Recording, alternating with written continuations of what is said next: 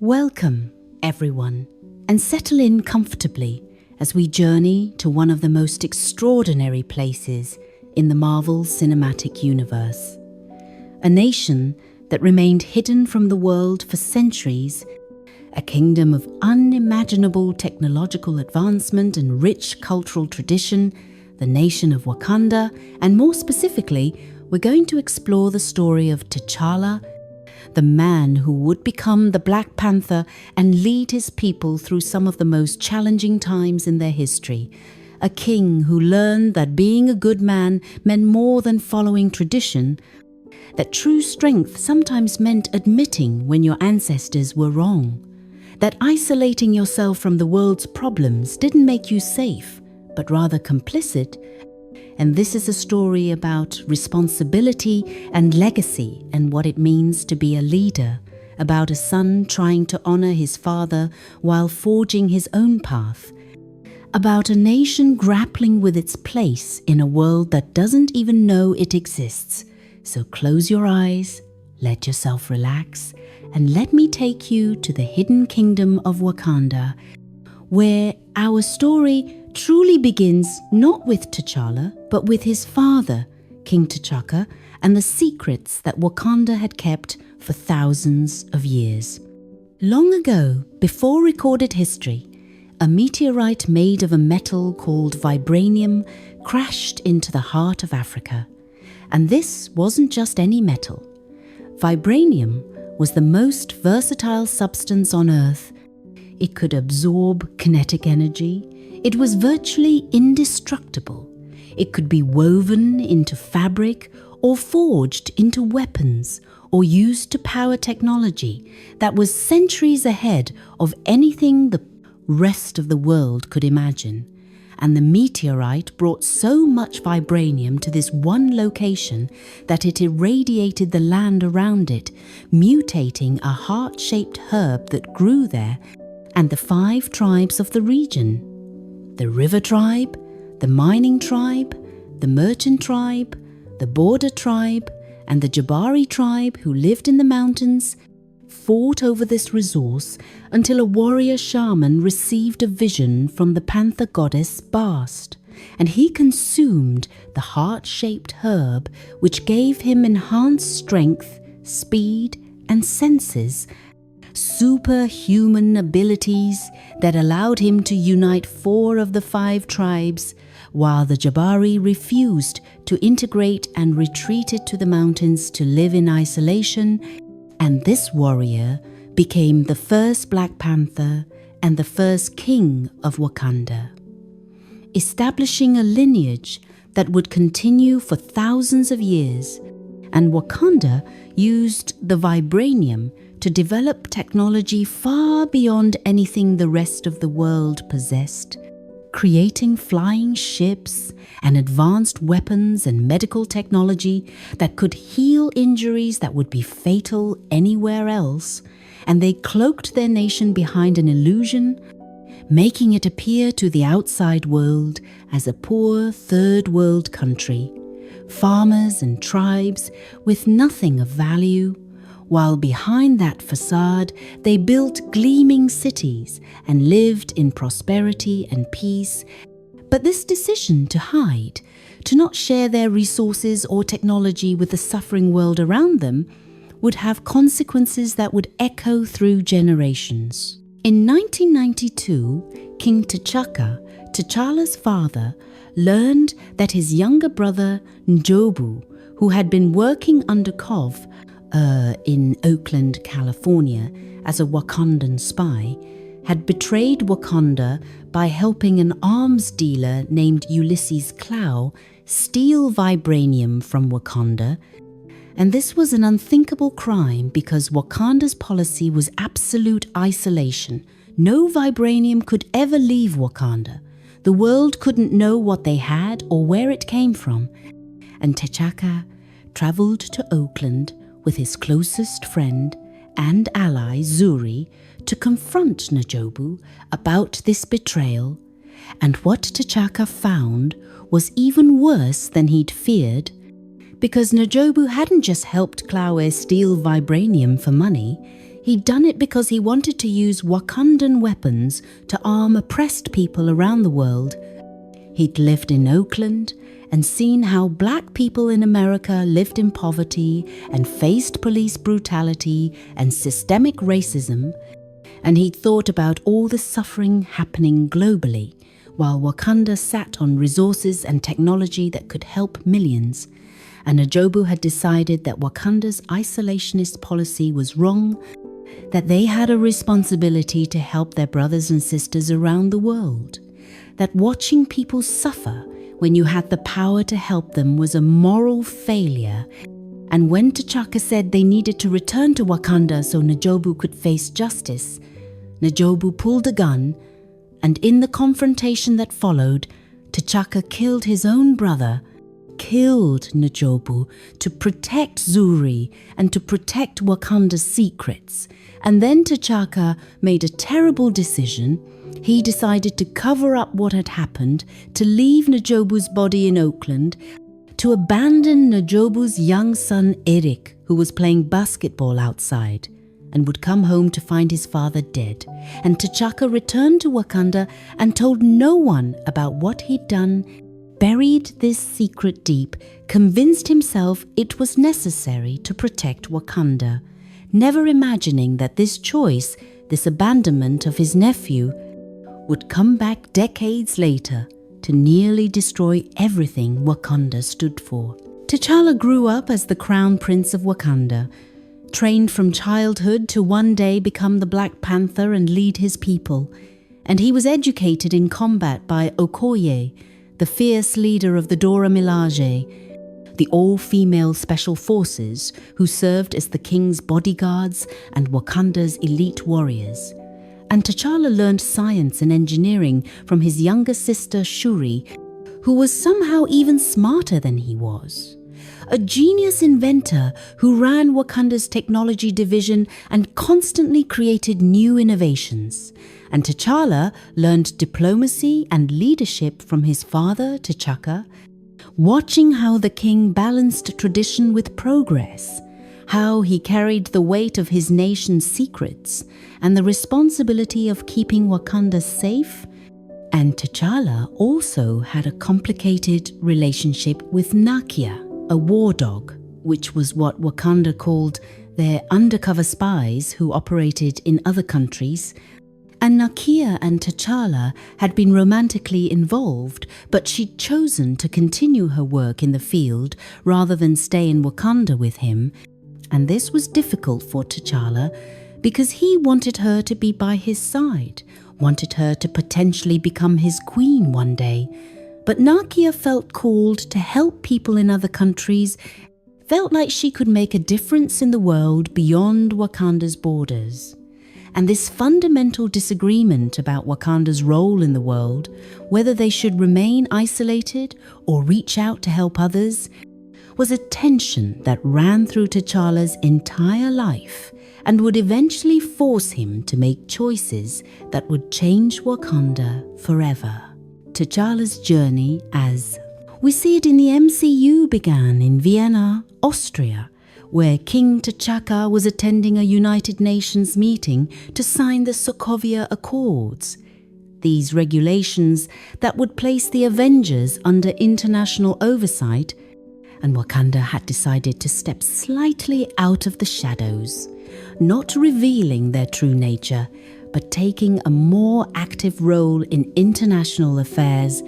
And T'Chaka was giving a speech about how the wise build bridges while the foolish build barriers, talking about the importance of international cooperation, when a bomb exploded, destroying part of the building and killing T'Chaka and many other people, and security footage showed that the bomber was Bucky Barnes, the Winter Soldier, and in that moment, T'Challa's entire world shattered. His father was dead, murdered by this assassin, and T'Challa was consumed by grief and rage and a desperate need for vengeance, because in Wakandan culture, the son had a responsibility to avenge his father's death, and T'Challa had been raised as a warrior prince, trained to be strong and decisive and to protect his people, And right now, what he needed to protect them from was his own grief. So he channeled all that pain into hunting the Winter Soldier, into finding the man who'd killed his father and making him pay. T'Challa put on the Black Panther suit, this incredible piece of technology that was woven with vibranium and could absorb kinetic energy and redistribute it, making him nearly invulnerable and incredibly strong.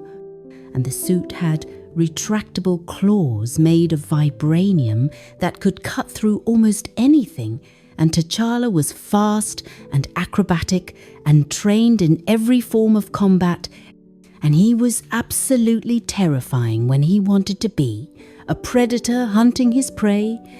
And he tracked Bucky Barnes to Romania, where he cornered him and chased him through the streets in one of the most intense foot chases in the MCU, T'Challa leaping across cars and running along walls, matching Bucky move for move despite Bucky being a super soldier. And T'Challa nearly caught him several times, but was interrupted by Captain America, who was protecting Bucky because Steve believed Bucky had been framed, and all three of them were eventually captured by War Machine and taken into custody. In captivity, T'Challa met Natasha Romanoff, Black Widow, and she tried to talk to him about vengeance, about how it consumed you and never really satisfied the pain it was supposed to heal. But T'Challa wasn't ready to hear that. He was still too angry, too hurt.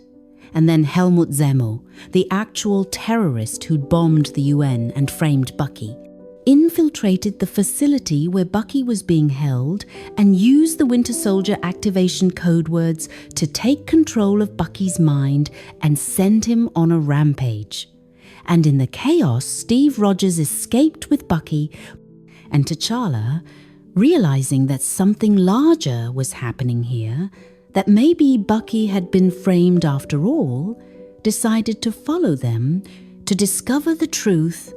and he tracked them to Siberia, where he discovered Zemo in an old Hydra bunker, and Zemo explained his entire plan, how he was a Sokovian whose family had died during the Ultron attack,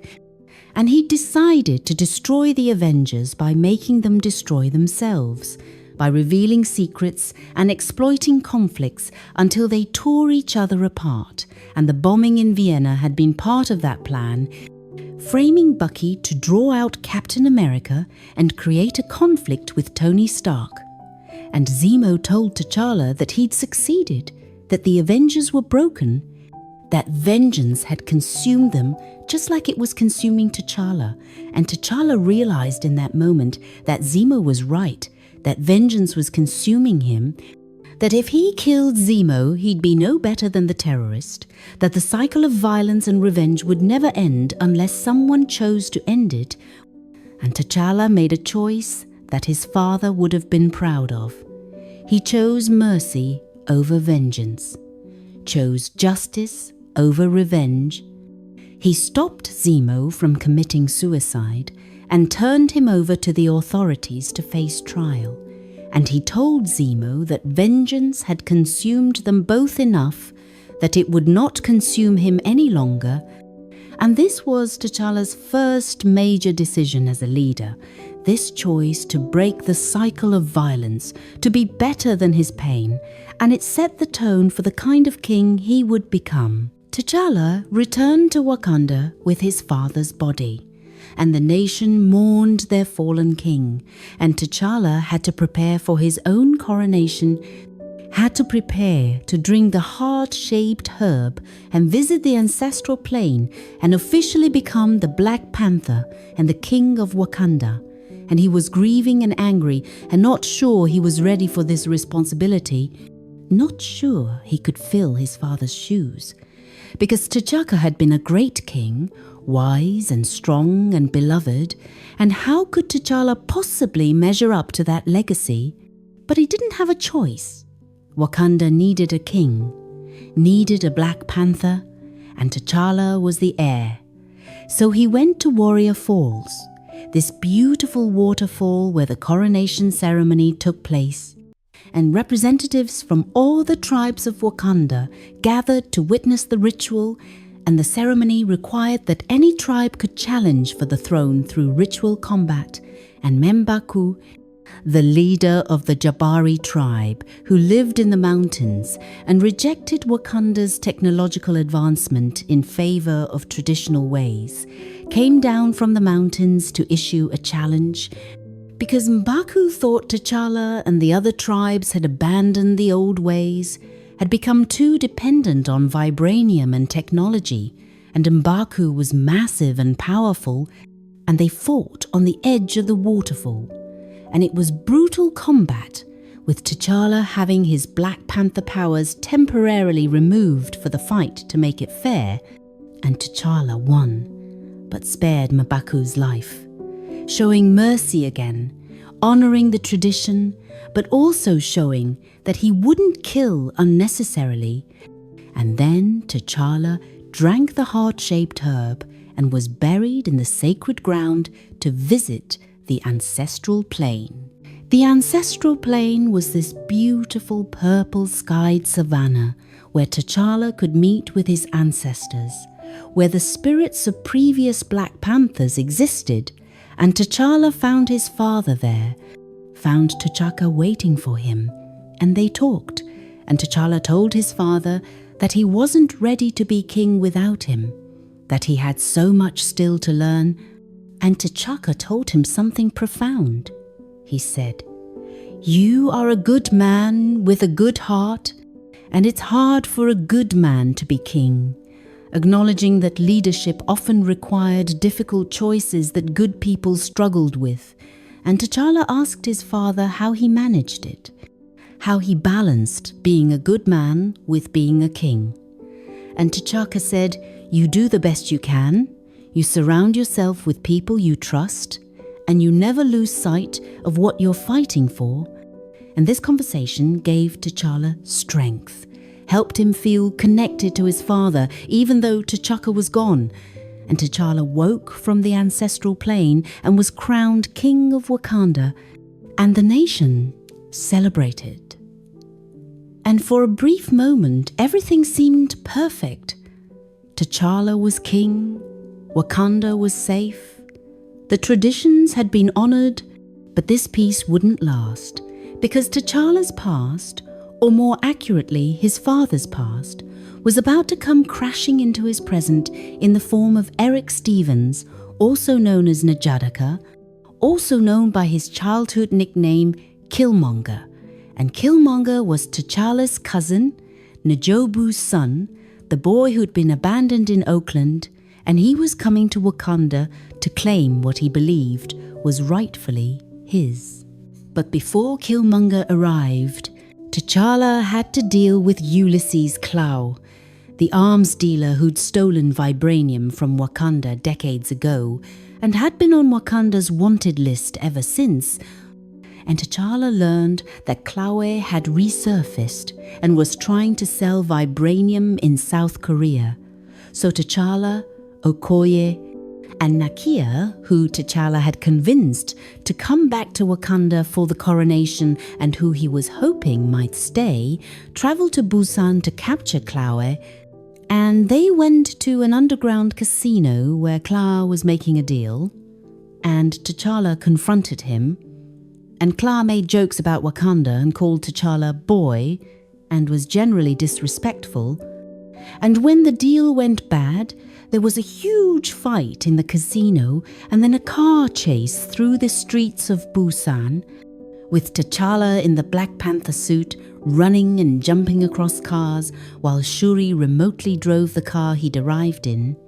And it was an incredible action sequence that showed just how capable T'Challa was as the Black Panther. But ultimately Klaue escaped because someone helped him, a mysterious figure who fought with a ferocity and skill that matched T'Challa's own, and that someone was Erik Killmonger, though T'Challa didn't know it yet. Didn't know that his cousin had just helped his enemy escape. Didn't know that everything was about to fall apart. Killmonger brought Klaue's body to Wakanda after killing him, presented it to Blue Kabi, the leader of the border tribe and T'Challa's friend, because W. Kabi's parents had been killed by Klaue during the vibranium theft, and W. Kabi had asked T'Challa to bring Klaue to justice, and T'Challa had failed, and now here was this outsider delivering what the king could not. And Killmonger revealed his identity, showed the ring that proved he was N'Jobu's son, showed the tattoo on his body that marked every kill he'd ever made as a U.S. Black Ops soldier. And there were so many marks that they covered his entire torso, and Killmonger demanded an audience with the king, and when he stood before T'Challa and the tribal elders, he told them who he was, told them that T'Chaka had killed his father and left him orphaned in America, and he challenged T'Challa for the throne, which was his right as a member of the royal family, and T'Challa was reeling from this revelation, learning that his father had killed his own brother, that T'Challa had a cousin he'd never known about, that his family had abandoned this boy to a life of violence and pain. And T'Challa wanted to talk, wanted to find another way, but Killmonger insisted on the challenge,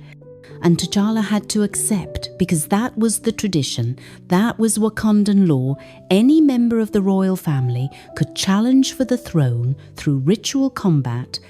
And even though T'Challa knew this was a trap, knew that Killmonger had been training his entire life for this moment, he had to fight. They met at Warrior Falls again, and T'Challa's powers were stripped away again to make the fight fair, and they fought. And Killmonger was vicious and brutal and had been hardened by a lifetime of violence and war, while T'Challa was a warrior but also a good man who'd been raised in peace and prosperity, and the fight was intense and personal, with Killmonger talking the entire time, telling T'Challa about growing up in Oakland, about watching his father die, about seeing Wakandan ships flying away and knowing he'd been abandoned, about living in poverty while his family lived in luxury, about fighting in America's wars in Iraq and Afghanistan, and seeing how the U.S. treated its black citizens, and how the world treated people of colour. And Killmonger asked T'Challa what he'd done. What had the king of Wakanda done to help any of these suffering people? And T'Challa didn't have a good answer, because Wakanda's policy had always been isolation, had always been to protect themselves first and let the rest of the world handle its own problems. And Killmonger said that made T'Challa complicit, made Wakanda complicit in all that suffering. And then Killmonger stabbed T'Challa and lifted him over his head and said, "Is this your king?" to all the assembled Wakandans, and he threw T'Challa over the waterfall, and everyone watched as their king fell and disappeared into the water below. And by Wakandan tradition, if you fell during ritual combat and didn't yield, you were considered dead, and Killmonger had won. Killmonger was now the king of Wakanda. T'Challa survived the fall because a member of the river tribe found him downstream and brought him to the Jabari in the mountains. And M'Baku, who by all rights should have let T'Challa die since they were rivals, instead chose to save him, chose to honor the debt from T'Challa, sparing his life during their challenge. And T'Challa was badly wounded and in a coma, and while he was unconscious, he visited the ancestral plane again, and this time he confronted his father about N'Jobu, demanded to know why T'Chaka had abandoned Erik, and T'Chaka admitted that he'd made a mistake, that he'd been more concerned with protecting Wakanda than with doing what was right, that he'd let fear guide his decision. And T'Challa told his father that he was wrong, that Wakanda's isolationist policy was wrong, that they couldn't continue to hide while the world suffered. And this was T'Challa, breaking from his father's legacy, choosing to forge his own path, deciding that being a good king meant being willing to admit when your ancestors made mistakes and being brave enough to correct those mistakes. And T'Challa woke from the ancestral plane, determined to take back his throne and to change Wakanda's relationship with the world. Meanwhile, Killmonger had become king and immediately started implementing his plan, which was to use Wakanda's vibranium weapons to arm oppressed people around the world and start a global revolution, to burn it all down and let Wakandans rule over the ashes. And this was N'Jobu's vision taken to its most extreme conclusion, the idea that Wakanda should help the world but twisted into something violent and destructive. And Killmonger ordered the heart-shaped herb garden to be burned so no one could challenge him again, so the Black Panther line would end with him. And this was a desecration of one of Wakanda's most sacred traditions. But Killmonger didn't care about tradition, didn't care about Wakandan culture. He cared about revenge, about making the world feel the pain he'd felt, and Kabi supported him because Kabi had lost faith in T'Challa, had wanted Wakanda to be more aggressive, more willing to use its power. And the Dora Milaje were torn because they were sworn to protect the throne, but the man on the throne was destroying everything they believed in, and Nakia and Shuri and Ramonda, T'Challa's mother, had to flee the palace because Killmonger wanted them dead. And Wakanda was tearing itself apart, civil war was brewing, and Killmonger was preparing to send vibranium weapons around the world to war dogs in every major city. And if he succeeded, if those weapons were distributed, millions would die in the chaos that followed. T'Challa returned to challenge Killmonger, appearing before the tribal council and demanding that Killmonger face him, and Killmonger was surprised because he thought T'Challa was dead. But he accepted the challenge because he was confident he could kill T'Challa again, and they fought in the vibranium mine beneath Wakanda on the tracks where magnetic levitation trains ran, and it was a brutal fight. Both of them in Black Panther suits now because Killmonger had taken the heart-shaped herb before the garden was burned, and Shuri had saved one last flower and given it to T'Challa so he could reclaim his powers. And they fought among the trains and the vibranium, and the suits could absorb kinetic energy and release it, so every hit they took made them stronger. And Killmonger was winning because he was more ruthless, more willing to kill, and he told T'Challa that Wakanda would never accept T'Challa's vision of opening up to the world, that the people wanted a warrior king, not a diplomat, but T'Challa said he would rather die trying to do what was right than live by doing what was easy. And Shuri helped by disrupting the magnetic field which destabilized both suits,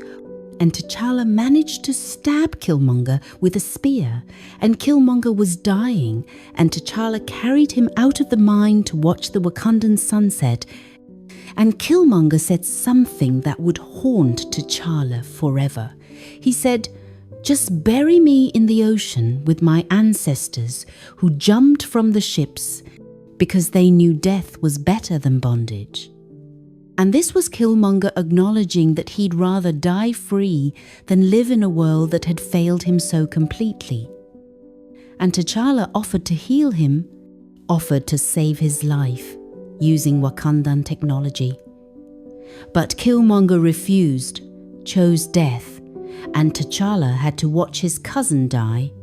had to confront the fact that this man who'd become a monster had been created by his family's choices, by Wakanda's choices, and that Killmonger's pain was valid even if his methods were wrong. After Killmonger's death, T'Challa made the most important decision of his reign. He decided to reveal Wakanda to the world. Not completely, not all their secrets and technology, but to open their borders, to start outreach programs, to share some of their resources and knowledge with other nations, to stop hiding and start helping, and he went to the United Nations and gave a speech about how in times of crisis the wise build bridges, not barriers, echoing his father's last words, but taking them further,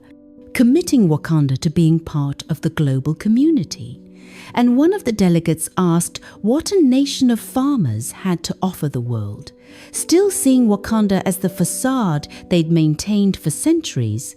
And T'Challa just smiled, because they would learn soon enough what Wakanda truly was. And T'Challa also bought the building in Oakland where his uncle had died, where Erik had grown up,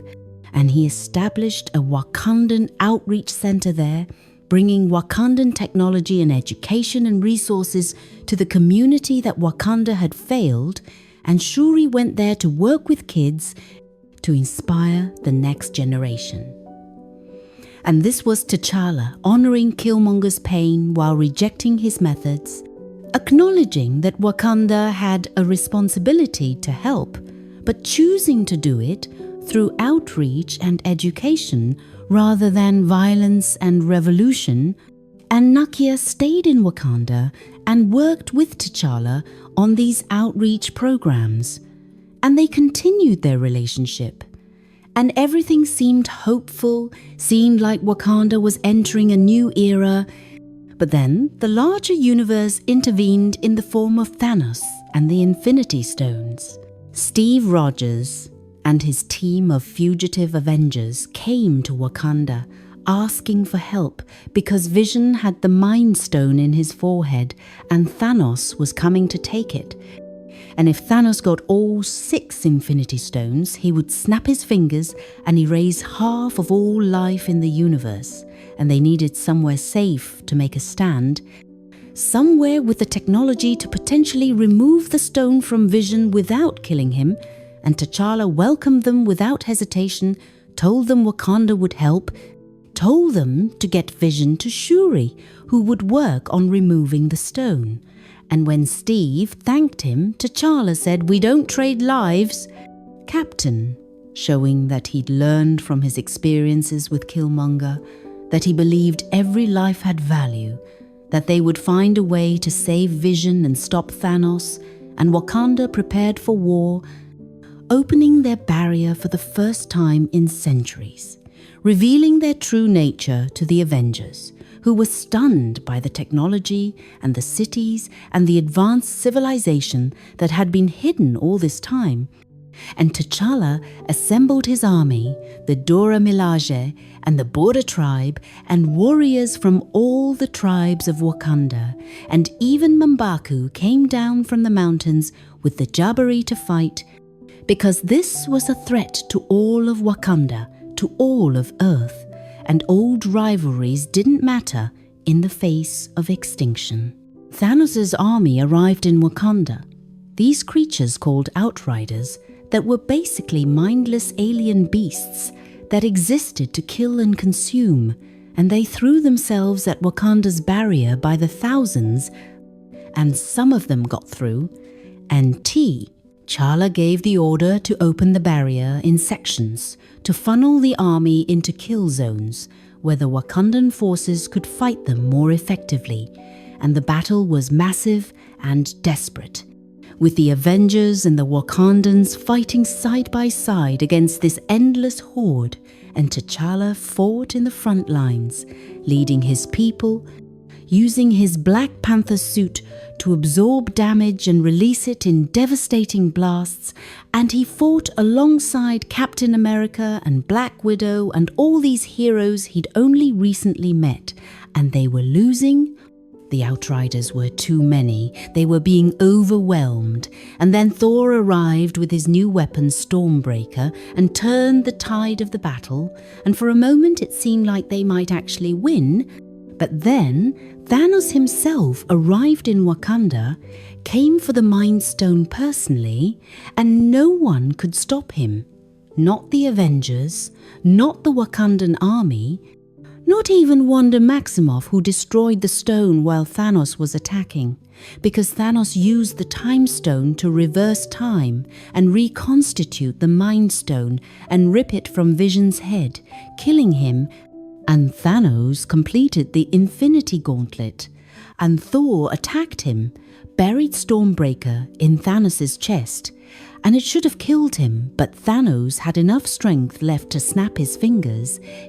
and across the universe, half of all living beings turned to dust and blew away. And in Wakanda, T'Challa watched as some of his warriors started disappearing, turned to ash, and he stumbled toward Okoye and said, "Up, General, up! This is no place to die." And then he turned to dust himself, disintegrated in front of Okoye, who fell to her knees. And the Black Panther was gone. And Wakanda had lost its king again, and the world had lost one of its greatest heroes. T'Challa was dead for 5 years, or rather he was erased from existence, snapped away by Thanos, and from his perspective there was no time passing, no awareness of being gone. Just one moment he was in Wakanda watching his people die, and the next moment he was waking up 5 years later being told by Doctor Strange that they needed to go fight, that the Avengers had found a way to undo the snap and bring everyone back, but now they needed to defeat Thanos' army from the past who'd come to the present to try to stop them. And T'Challa came through a portal onto the battlefield where the Avengers compound had been, and he saw the devastation, saw the massive alien army they were facing, and he heard Captain America say, "Avengers assemble." And T'Challa led the Wakandan forces in the charge, thousands of warriors running into battle alongside every hero who'd ever fought for Earth. And it was the biggest battle in MCU history, with T'Challa fighting through Thanos' forces, protecting the Infinity Gauntlet, watching as heroes he'd fought beside before and heroes he'd never met worked together to try to stop Thanos from getting the stones. And when Tony Stark snapped his fingers and erased Thanos and his entire army, saving the universe but dying in the process, T'Challa was there among the heroes who knelt in respect for the man who'd sacrificed everything, and T'Challa attended Tony's funeral, standing with the other Avengers to honor a hero he'd barely known but who'd given his life to bring T'Challa and billions of others back. After the battle, T'Challa returned to Wakanda to find his nation changed. 5 years had passed, and Wakanda had continued without him. His mother and Shuri and Okoye had led the nation through the chaos of losing half their population and then dealing with the sudden return of everyone who'd been snapped away, and T'Challa had to figure out how to be king again, how to lead people who'd learned to live without him, how to continue the mission of opening Wakanda to the world while dealing with the trauma of what Thanos had done. And he threw himself into this work, expanding the outreach centers, working with other nations to share technology and resources, becoming a leader not just for Wakanda, but for the entire African continent and beyond. And he maintained his role as the Black Panther, protecting Wakanda from threats, both external and internal. And he was building something beautiful. A legacy of service and leadership and using power to help rather than dominate. And he was exactly the kind of king Wakanda needed, the kind of hero the world needed, wise and strong and compassionate. A good man who'd learned that being a good king meant being willing to change, willing to admit mistakes, willing to do what was right even when it was hard. T'Challa returned to Wakanda as king, wearing the mantle his father had worn, carrying the weight of a nation on his shoulders, and the first order of business was his official coronation ceremony at Warrior Falls, this sacred place where Wakandan kings had been crowned for thousands of years, where the tribes gathered to witness the ritual combat that would confirm T'Challa's right to rule. And this wasn't just a formality. This was real because any of the tribal leaders could challenge T'Challa for the throne, could fight him in single combat with the winner becoming king of Wakanda, and T'Challa had to drink the heart-shaped herb extraction that temporarily removed the Black Panther's powers, so the fight would be fair, just man against man, warrior against warrior, and he stood at the edge of the waterfall in traditional Wakandan garb, no armor, no advanced technology, just his training and his strength and his will, and Shuri, the elder shaman who had served his father and his grandfather, presided over the ceremony, calling out to the tribes to see if anyone would challenge T'Challa's claim to the throne. The border tribe declined to challenge, as did the merchant tribe, as did the mining tribe, each leader stepping forward to show their support for T'Challa, acknowledging him as their king. But then M'Baku, leader of the Jabari tribe, the mountain people who had rejected Wakanda's technological advances and lived in isolation in the snowy peaks, stepped forward and issued his challenge. And this was significant because the Jabari had separated themselves from Wakandan society generations ago, didn't participate in tribal councils, didn't recognize the authority of the Golden City, and M'Baku challenging T'Challa was as much a political statement as it was a personal test of strength. M'Baku saying that the Jabari deserved a voice, that their way of life was just as valid as the technological advancement of the other tribes, and he faced T'Challa on the edge of the waterfall, and they fought a brutal hand-to-hand combat that tested T'Challa's training and resolve, and M'Baku was strong and skilled, a formidable warrior who nearly defeated T'Challa, who had him on the edge of defeat, but T'Challa rallied, found strength in thinking about his father and his duty to Wakanda, and he beat M'Baku, gave him the choice to yield or die, and M'Baku yielded, acknowledging T'Challa as the rightful king, and T'Challa was thrown over the waterfall into the pool below, a symbolic death and rebirth, and he was given the heart-shaped herb again to restore his Black Panther powers. And he visited the ancestral plane, this spiritual realm where Wakandan kings could commune with their ancestors. And there he saw his father, T'Chaka, and they talked. And T'Challa asked his father for guidance on how to be a good king.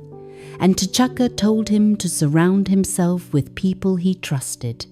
to listen to wisdom from all sources, and to be his own man, not just a copy of his father. And T'Challa woke from the vision as king of Wakanda, the Black Panther, protector of his nation. T'Challa's first challenge as king came quickly, because Ulysses Clawell, the South African arms dealer who had killed Wakandans and stolen vibranium decades ago, resurfaced, and T'Challa saw this as an opportunity to bring Clawell to justice, to make him pay for his crimes against Wakanda. And he travelled to Busan, South Korea, where Clawell was selling stolen Wakandan artifacts to CIA agent Everett Ross, and T'Challa brought with him Nakia, the woman he loved, who was a war dog, a Wakandan spy who operated in the outside world, helping oppressed people, and Okoye, the leader of the Dora Milaje, the all-female special forces, who served as the king's bodyguards and Wakanda's most elite warriors, and they infiltrated the underground casino where the deal was happening, and everything went wrong when Clawell recognized them and a firefight broke out, and there was this incredible car chase through the streets of Busan with T'Challa in his Black Panther suit, running and leaping across cars, with Okoye fighting from the top of vehicles, with Clawell using a sonic weapon made from vibranium to blast his way through obstacles, and they caught him. T'Challa finally captured the man who had caused so much pain to Wakanda, and they were transporting him to Wakanda for trial when everything fell apart. Because Klaue wasn't working alone, he had a partner, a man named Erik Stevens who went by the name Killmonger. And Killmonger attacked the convoy and freed Klaue. And in the chaos, T'Challa saw Killmonger's face, and something about him was familiar. Something in his eyes, in the way he moved. And T'Challa didn't know it yet, but Killmonger was about to tear his world apart and challenge everything he believed about Wakanda and his family and his right to be king. Erik Killmonger was born Njadaka in Oakland, California in 1992, and his father was Njobu, T'Chaka's younger brother, who had been sent to America as a war dog to spy on the outside world and report back to Wakanda. But Njobu had seen the suffering of black people in America, the poverty and the violence and the systemic oppression, and it had radicalized him, made him believe that Wakanda had a responsibility to use its advanced technology and vast resources to help oppressed people around the world, to arm them and support them in their fights against colonialism and racism and injustice. And Njobu had partnered with Klaue, had helped him steal vibranium from Wakanda so they could sell it and use the money to fund revolutions. And when T'Chaka discovered his brother's betrayal, he had travelled to Oakland to confront him, and Njobu had refused to return to Wakanda, had drawn a gun on Shuri, who was T'Chaka's companion on that mission, and T'Chaka had killed his own brother to save Shuri, and then they had left, had returned to Wakanda, and told no one what happened. And most tragically, they had left Njobu's son behind, this young boy named Njadaka, who found his father's body and was left alone in Oakland with no family and no knowledge of his Wakandan heritage. And that boy had grown up in the foster system, had joined the military, had become a highly trained killer working for the US government in Black Ops missions around the world, and he had learned about Wakanda, about the father who was murdered and the family who abandoned him, and he had spent his entire life preparing for this moment, preparing to return to Wakanda and claim what he believed was rightfully his, the throne. And he would use that throne to fulfill his father's vision, to arm oppressed people around the world with Wakandan technology and start a global revolution. And he believed this so completely, believed he was the hero of this story, fighting against T'Challa, who he saw as someone hoarding resources, while people who looked like them suffered. Killmonger killed Klaue and brought his body to Wakanda, presenting it to Wakabi, the leader of the border tribe, who had lost his parents to Klaue's attack years ago and who had wanted vengeance. And Kabi brought Killmonger before the tribal council and T'Challa, and Killmonger revealed his identity, showed them his royal ring that proved he was Njobu's son, told them the truth about what happened in Oakland, that T'Chaka had killed his own brother and left a Wakandan child orphaned in a foreign land. And this revelation was devastating to T'Challa because his father, the man he had idolized, the king he was trying to live up to, had kept this massive secret, had made a decision that went against everything Wakanda stood for, and Killmonger challenged T'Challa for the throne, which was his right as a member of the royal family, and T'Challa had to accept, had to face this cousin he never knew existed in ritual combat at Warrior Falls. And they fought, and Killmonger was vicious and brutal and fighting with years of rage and pain and abandonment, fueling every strike. And he told T'Challa that he had trained his whole life for this moment, had killed around the world preparing to be king. And T'Challa was shaken by the revelations about his father, was emotionally compromised, and Killmonger beat him, stabbed him, and threw him over the waterfall, and everyone watched as T'Challa disappeared into the water below, and Killmonger claimed the throne, became king of Wakanda. And his first act was to order the burning of the heart-shaped herb garden, destroying the source of the Black Panther's power so no one could challenge him. And he began implementing his plan, ordering the war dogs around the world to prepare for a global uprising, sending Wakandan weapons to operatives in every major city, planning to arm oppressed people everywhere and watch the world burn and rebuild from the ashes. T'Challa survived the fall, barely, his body broken and dying, and he was found by the Jabari fishermen and brought to M'Baku in the mountains, and M'Baku, despite having challenged T'Challa for the throne, despite the Jabari's separation from Wakandan society, chose to help him, chose to save T'Challa's life, because M'Baku recognized that Killmonger was dangerous, that his vision for Wakanda would lead to war and destruction, and they put T'Challa in the snow to slow his dying while they debated what to do, and Nakia arrived with T'Challa's mother Ramonda and his sister Shuri, having fled the Golden City when Killmonger took power, and Shuri had saved one heart-shaped herb from the fire, had grabbed it before Killmonger's forces destroyed the garden, and they gave it to T'Challa. And the herb healed him, brought him back from the edge of death,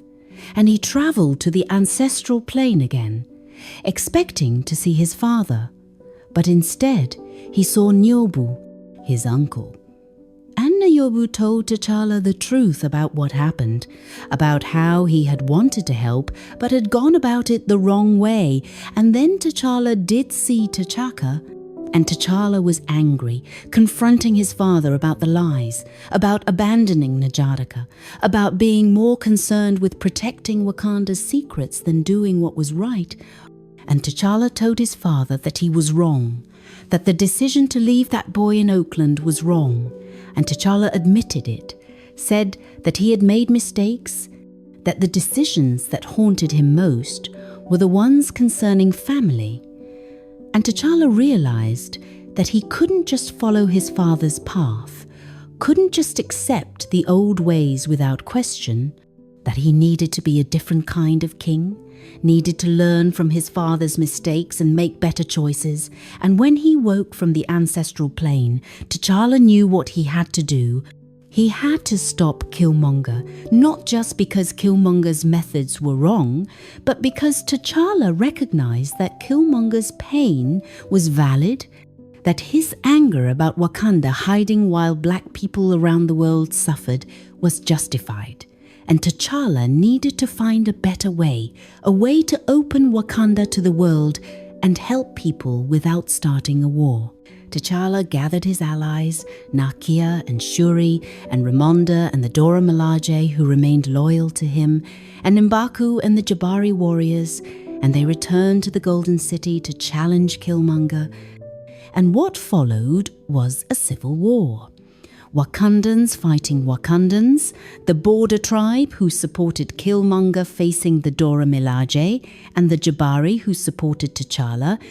And it was heartbreaking because these were people who should have been united,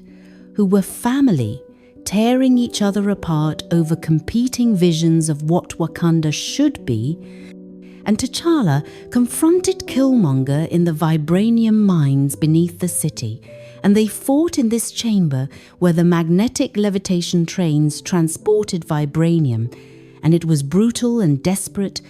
Two Black Panthers, two kings fighting for the soul of Wakanda. And Killmonger was winning initially because he was fueled by rage and had spent his whole life training to kill. But T'Challa found strength in fighting for something other than just tradition or duty, fighting for a vision of a better Wakanda, a Wakanda that helped people without conquering them. And he deactivated the kinetic energy in both their suits, making them vulnerable, and he stabbed Killmonger, mortally wounding him, and he carried his cousin outside to watch the Wakandan sunset. And Killmonger knew he was dying, and he refused treatment, quoted the words of his ancestors who had jumped from slave ships rather than live in bondage, saying, "Just bury me in the ocean with my ancestors who jumped from the ships because they knew death was better than bondage." And he died there, and T'Challa mourned him, mourned this cousin he never got to know, this man who could have been a great king if he hadn't been abandoned and radicalized by pain. And T'Challa understood that Killmonger was right about some things, that Wakanda did have a responsibility to the world, that hiding and hoarding resources while people suffered was wrong. But Killmonger's solution, violence and conquest and revenge, that was wrong too. And T'Challa needed to find a middle path, needed to honor what was right about Killmonger's vision while rejecting what was wrong. T'Challa made a decision that would change Wakanda forever. He decided to reveal Wakanda to the world, not their full capabilities or all their technology, but to step out of the shadows and start participating in the global community, sharing resources and knowledge, helping people. And he went to the United Nations and stood before the world leaders and told them that Wakanda was not a third world country, not a struggling African nation, but the most technologically advanced civilization on Earth, and they would be sharing their knowledge with the world, starting with opening outreach centers in communities that needed help. And he bought the building in Oakland where his uncle had died, where his cousin had found his father's body, and he turned it into a Wakandan outreach center where kids could learn science and technology, where they could see people who looked like them doing amazing things. And this was T'Challa honoring Killmonger's memory in the right way, helping people lift themselves up rather than arming them for war. And he brought Shuri with him to Oakland, his brilliant sister who would run the science programs. And one of the kids asked what Wakanda had to offer the world. And T'Challa smiled, and Shuri smiled, and they showed the kid Wakandan technology, and it was the beginning of something new, a new Wakanda, a new relationship with the world. But T'Challa didn't get much time to enjoy this new era because the world was about to face its greatest threat. Thanos was coming to collect the Infinity Stones. And T'Challa learned about this when Steve Rogers, RS, the former Captain America, who was now a fugitive after the events of the Sokovia Accords, arrived in Wakanda with Bucky Barnes, the Winter Soldier, asking for help. And T'Challa had promised to help Bucky during the events in Vienna, had offered him sanctuary in Wakanda, where Shuri could work on removing the Hydra programming from his mind. And now Steve was calling in that favor because Thanos' forces were coming for the Mind Stone that was in Vision's head, and they needed somewhere to make a stand, somewhere with the technology and the warriors to face an alien invasion.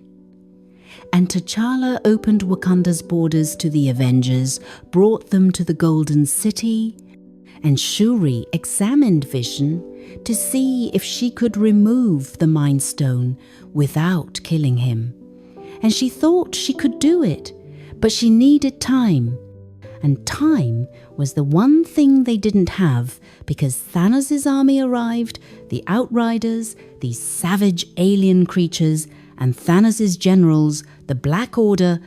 came to Wakanda to take the stone by force.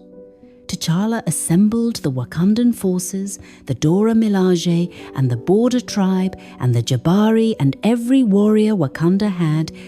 and they stood on the plains outside the Golden City, behind the energy barrier that protected the city, and they watched as thousands of Outriders threw themselves at the barrier, dying in droves but overwhelming it through sheer numbers. And T'Challa made the decision to open a section of the barrier and let them through, to face them in the open rather than let them flank around and attack the city from all sides. and he led the Wakandan forces in a charge against the alien army, and this was Wakanda's first real war in generations, the first time they had opened their borders and their military capabilities to the world, and they fought with everything they had. T'Challa in his Black Panther suit fighting alongside Captain America and Black Widow and the Hulk and all the Avengers who had come, and the Wakandans fought with their vibranium spears and their advanced technology and their incredible skill, and they were holding their own until Thanos' generals entered the fight, and these were beings of immense power,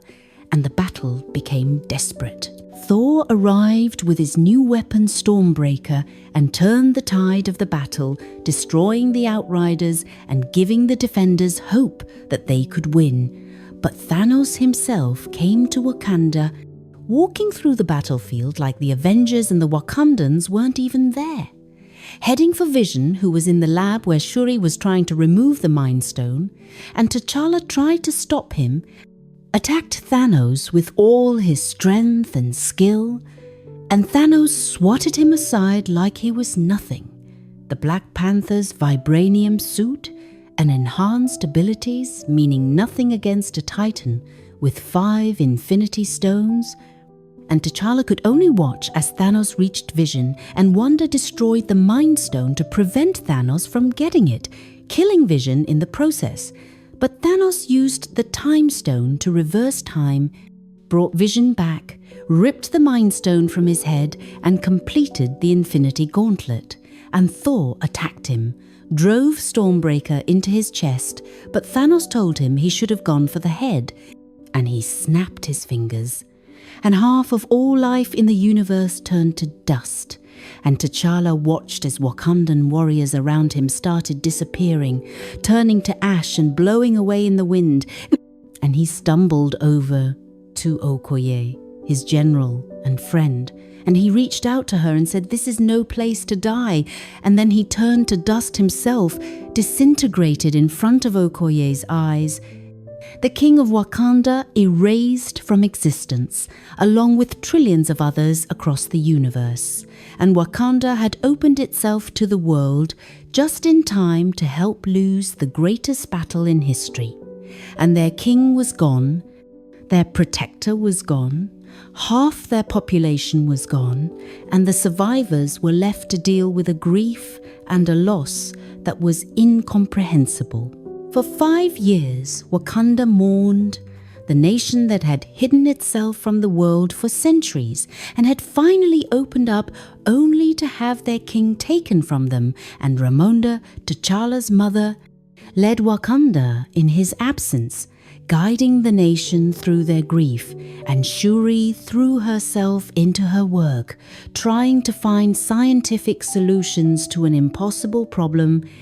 and Okoye continued to lead the Dora Milaje and protect Wakanda, even though the person she had sworn to protect was dust, and the world changed during those 5 years, became darker and more desperate,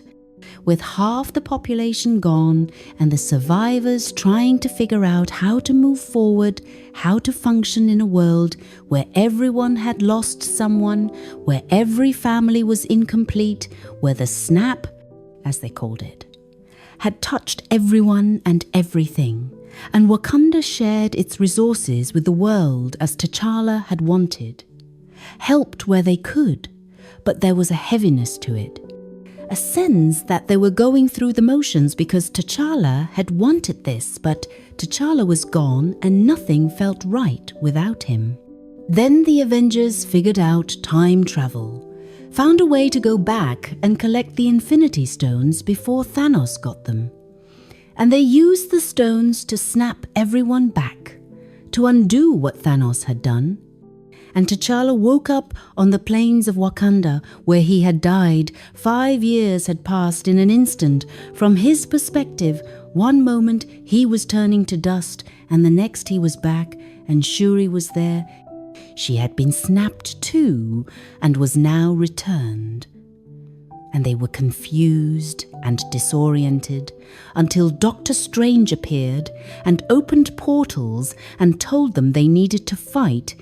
That Thanos from the past had come to their present and was trying to destroy the universe and remake it, and T'Challa didn't hesitate, didn't need more explanation.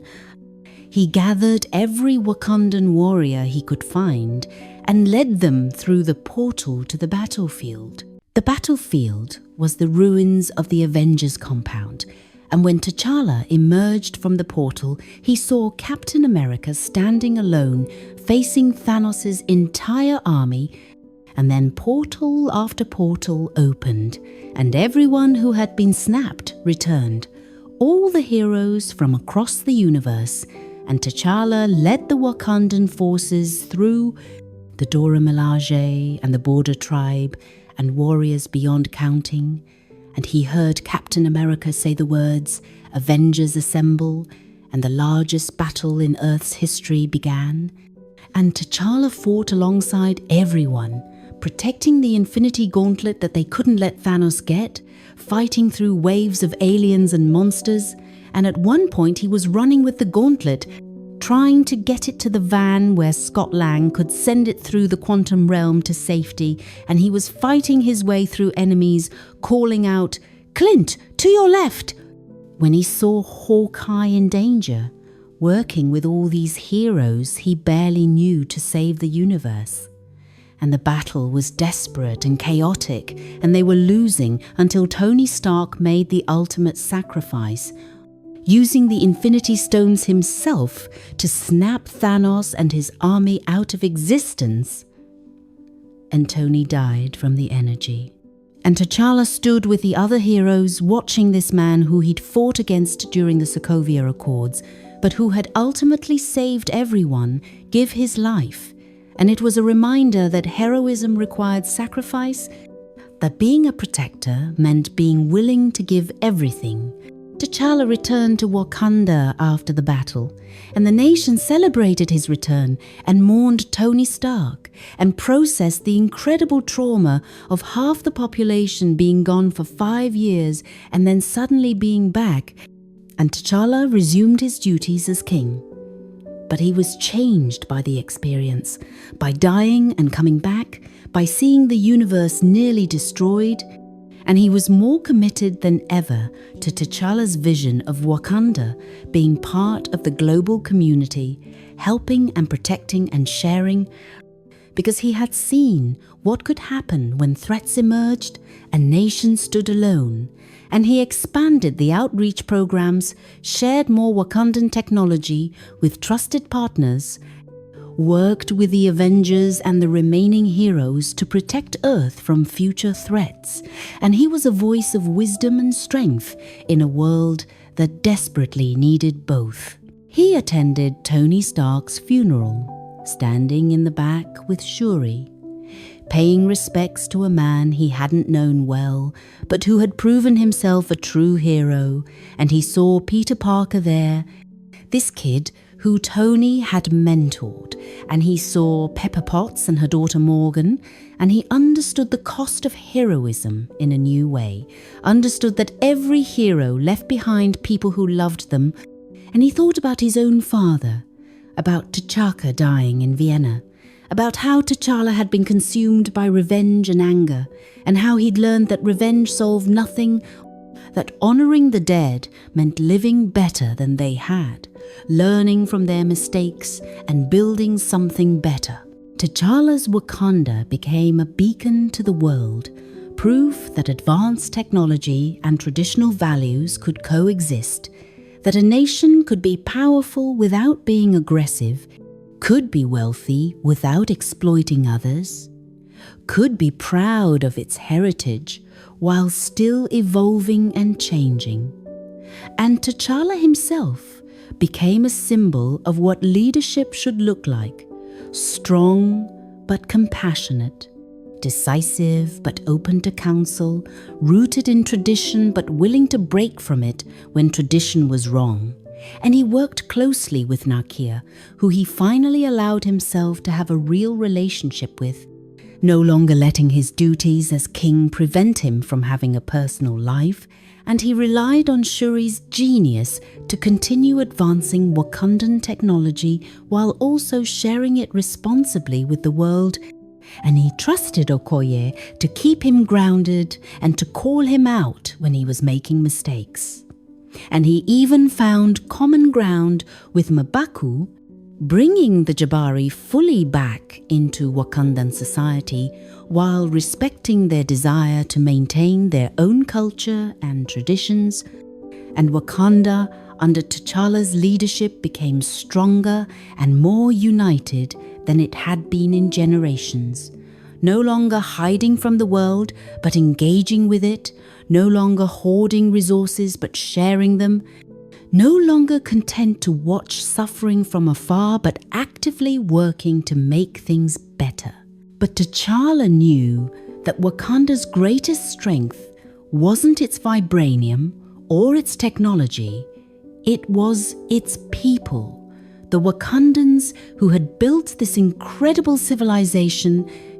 who had protected it for generations, who had maintained their culture and their values even as the world around them changed, and he made sure that as Wakanda opened up, as they shared their knowledge and their resources, they didn't lose what made them Wakandan, didn't sacrifice their identity or their traditions in the rush to modernize and globalize, and this balance between tradition and progress, between protection and openness, between pride in what Wakanda was and aspiration for what it could become. This was T'Challa's gift to his nation, his legacy as king, and he thought often about Killmonger, about his cousin who had been right about so much but whose pain had twisted his vision into something destructive, and T'Challa made sure that every decision he made honored what was true in Killmonger's vision while rejecting what was false, helping people but not controlling them, sharing power but not imposing Wakandan will. Recognizing that Wakanda had been wrong to hide, but that Killmonger had been wrong about how to make it right, and finding the path between those two extremes, that was what made T'Challa a great king. The world came to respect and rely on Wakanda in ways that would have been unimaginable just a few years earlier. And T'Challa represented his nation on the world stage with dignity and strength, speaking at the United Nations about the responsibility that powerful nations had to help those less fortunate, pushing back against countries that wanted to exploit Wakanda's resources or technology, forging alliances with nations that shared Wakanda's values, and always remembering that his first duty was to his own people, to the Wakandans who had chosen him as their king and who trusted him to protect them and guide them. And he never forgot that the power he wielded as king,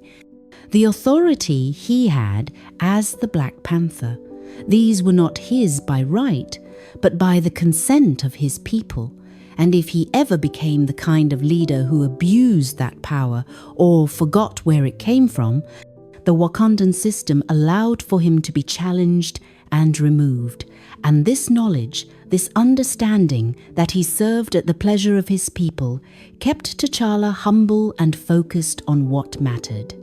He trained a new generation of Wakandan warriors, young people who would protect the nation when he was gone. And he made sure they understood that being a warrior wasn't about fighting, but about protecting, wasn't about conquest, but about defense, wasn't about demonstrating strength, but about using strength responsibly. And he shared the lessons he had learned about how revenge was empty, about how violence only created more violence, about how the strongest person in the room was often the one who chose peace. And these lessons, learned through tragedy and loss and hard experience, became part of how Wakanda trained its protectors. T'Challa also worked to heal the divisions within Wakanda that Killmonger had exposed. the tension between the tribes, the resentment from the Jabari about being excluded, the questions about whether Wakanda's isolationism had been morally wrong, and he didn't shy away from these difficult conversations, didn't pretend that everything was fine or that Wakanda's past was perfect. He acknowledged that mistakes had been made, that his father had made mistakes, that every king in Wakandan history had probably made mistakes. And the question wasn't whether you made mistakes, but whether you learned from them and did better. And he created forums where Wakandans could voice their concerns and their ideas, where tribal leaders could debate policy, where even regular citizens could petition the king and expect to be heard. And he strengthened Wakandan democracy while maintaining the monarchy, finding ways to give people more voice in their government without abandoning the system that had served Wakanda for centuries. And this was classic T'Challa,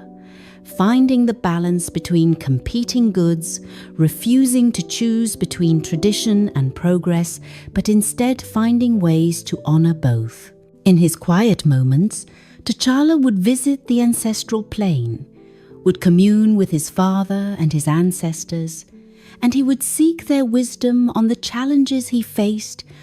but he didn't blindly follow their advice, didn't treat their words as commands that couldn't be questioned. He listened and considered and then made his own choices, and sometimes those choices went against what his ancestors recommended, and T'Challa was okay with that, understood that each generation had to face its own challenges and find its own solutions, and the ancestors could guide but couldn't dictate. And T'Chaka, watching his son from the ancestral plane, was proud that T'Challa had become his own man, had learned from T'Chaka's mistakes, had become a better king than T'Chaka had been. And this was what every father should want, for his children to surpass him, to learn from his failures and achieve things he never could. And T'Challa had done that, had taken Wakanda further than any king before him, had opened his nation to the world in ways that were risky but necessary, and had proven that Wakanda could be a force for good, not just for Wakandans, but for all of humanity. T'Challa's relationship with the other Avengers deepened after the battle against Thanos, because they had fought together, had bled together, had saved the universe together, and that created bonds that couldn't be broken, and he worked closely with them to address threats that no single nation or hero could handle. And he brought Wakandan resources to bear on global problems, Shuri's technology helping to rebuild areas devastated by the snap, Wakandan agricultural techniques helping to feed people in regions where half the farmers had disappeared for 5 years, Wakandan medical knowledge helping to treat diseases and injuries that other nations couldn't handle. And this was T'Challa's vision made real, Wakanda as a partner to the world, not a conqueror or a hoarder, but a helper. And the world responded, not with fear or resentment, but with gratitude and respect. And Wakanda's standing in the global community grew, and with it came both opportunities and challenges. Because now Wakanda couldn't hide when bad things happened, couldn't pretend that problems in other parts of the world weren't their concern. They had made themselves part of the global community, and that meant accepting responsibility for the world's problems, not just celebrating its successes. T'Challa faced threats both external and internal, villains who wanted Wakanda's vibranium or technology, politicians who wanted to use Wakanda for their own agendas, extremists who thought T'Challa had betrayed Wakandan values by opening the borders, traditionalists who thought he was changing things too fast, and he handled each challenge with the same combination of strength and wisdom, never backing down from what he believed was right, but also never dismissing the concerns of those who disagreed with him, and he built coalitions, found common ground, made compromises where compromise was possible, and stood firm where it wasn't. And he learned that leadership was less about having all the answers and more about bringing together people who collectively had the answers, less about being the smartest person in the room and more about making sure the smartest people had a voice, less about imposing his will and more about building consensus around shared goals. He thought often about the different models of leadership he had seen.